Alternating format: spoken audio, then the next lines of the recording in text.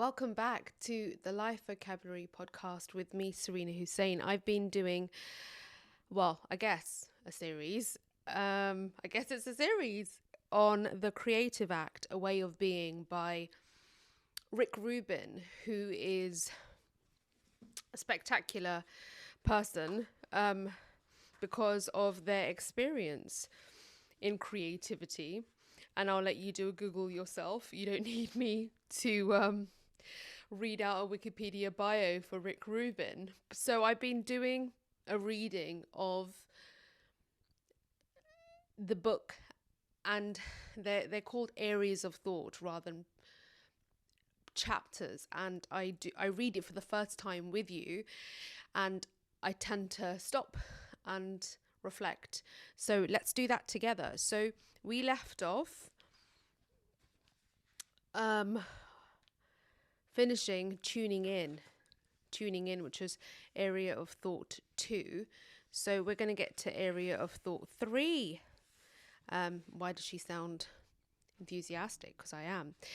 But before we do that, there's a quote, and it says, "There's a time for certain ideas to arrive, and they find a way to express themselves through us."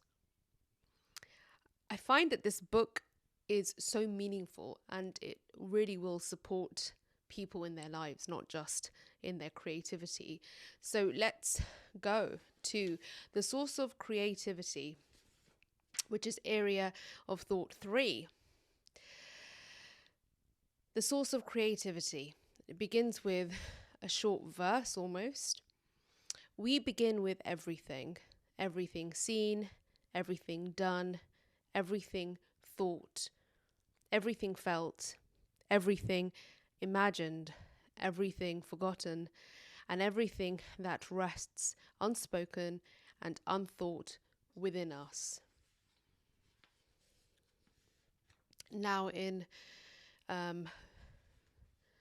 the style of the book, the narrator, what am I saying? The author.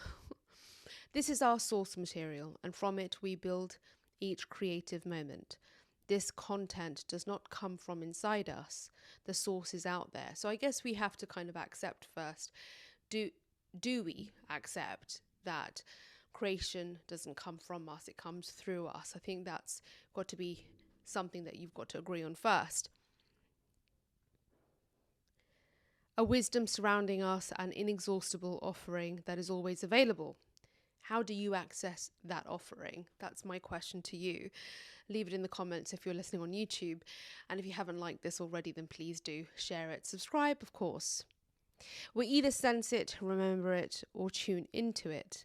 Not only through our experiences, it may also be dreams, intuitions, subliminal fragments, or other ways still unknown by which the outside finds its way inside. To the mind, this material appears to come from within. But that's an illusion. There are tiny fragments of the vastness of source stored within us. These precious wisps arise from the unconscious like vapor and condense to form a thought, an idea.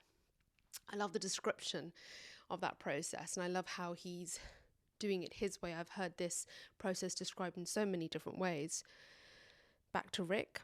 It may be helpful to think of source as a cloud. Clouds never truly disappear. They change form, they turn into rain and become part of the ocean, and then evaporate and return to being clouds. The same is true of art. Art is a circulation of energetic ideas. What makes them appear new is that they are combining differently each time they come back. No two clouds are the same.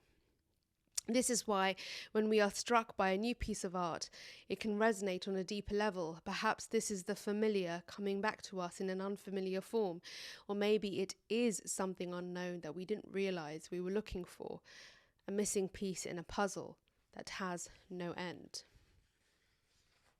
And the reason why I'm taking my time reading this is because each area of thought or chapter really gives you so much food for thought.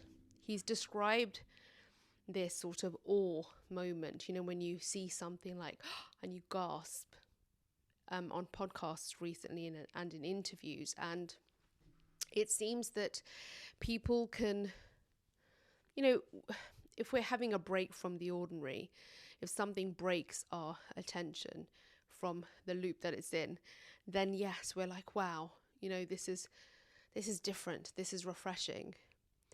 It could be inspiring even.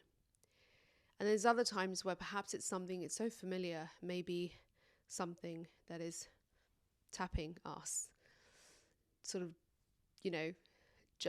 jerking us out of the kind of condition that we've become ingrained in.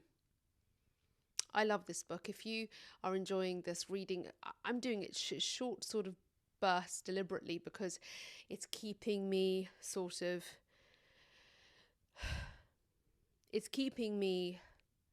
accountable to my own creativity.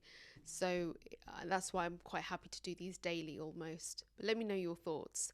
If you haven't got the book already, then get it. I would consider getting it. And you'll see me in the next one, or hear me.